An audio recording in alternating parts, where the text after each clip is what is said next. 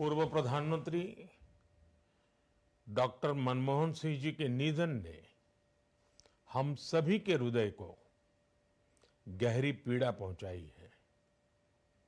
उनका जाना एक राष्ट्र के रूप में भी हमारे लिए बहुत बड़ी क्षति है। विभाजन के उस दौर में बहुत कुछ खोकर भारत आना और यहाँ जीवन के हर क्षेत्र में उपलब्धियां हासिल करना ये सामान्य बात नहीं है। अभावों और संघर्षों से ऊपर उठकर कैसे ऊंचाइयों को हासिल किया जा सकता है, उनका जीवन ये सीख भावी पीढ़ी को देता रहेगा। एक नेक इंसान के रूप में, एक विद्वान अर्थशास्त्री के रूप में और रिफॉर्म्स के प्रति समर्पित लीडर के रूप में उन्हें हमेशा याद किया जाएगा। एक अर्थशास्त्री के रूप में उन्होंने अलग अलग स्तर पर भारत सरकार में अनेक सेवाएं दी। एक चुनौतीपूर्ण समय में उन्होंने रिजर्व बैंक के गवर्नर की भूमिका निभाई। पूर्व प्रधानमंत्री भारत रत्न श्री पीवी नरसिम्हा राव जी की सरकार के वित्त मंत्री रहते हुए उन्होंने वित्तीय संकट से घिरे देश को एक नई अर्थव्यवस्था के मार्ग पर प्रशस्त किया।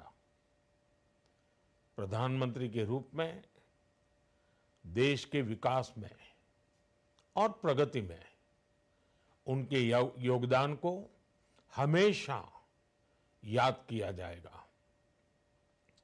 जनता के प्रति, देश के विकास के प्रति उनका जो कमिटमेंट था उसे हमेशा बहुत सम्मान से देखा जाएगा। डॉक्टर मनमोहन सिंह जी का जीवन उनकी ईमानदारी और सादगी का प्रतिबिंब था। वो विलक्षण सांसद थे। उनकी विनम्रता, सौम्यता और उनकी बौद्धिकता उनके संसदीय जीवन की पहचान बनी। मुझे याद है कि इस साल की शुरुआत में जब राज्यसभा में उनका कार्यकाल समाप्त हुआ, तब मैंने कहा था कि सांसद के रूप में डॉक्टर साहब की निष्ठा सभी के लिए प्रेरणा जैसी है।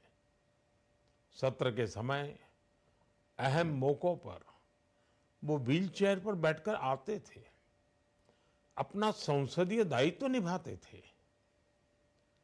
दुनिया के प्रतिष्ठित संस्थानों की शिक्षा लेने और सरकार के अनेक शीर्ष पदों पर रहने के बाद भी वो अपनी सामान्य पृष्ठभूमि के मूल्यों को कभी भी नहीं भूले।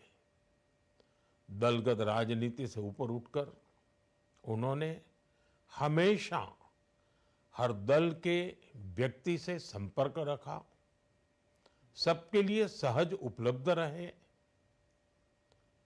जब मैं मुख्यमंत्री था तब डॉक्टर मनमोहन सिंह जी के साथ राष्ट्रीय और अंतर्राष्ट्रीय अनेक विषयों पर उनसे खुले मन से चर्चाएं होती थी। यहाँ दिल्ली आने के बाद भी मेरी उनसे समय समय पर बात होती थी, मुलाकात होती थी। मुझे उनसे हुई मुलाकातें, देश को लेकर हुई चर्चाएं हमेशा याद रहेगी।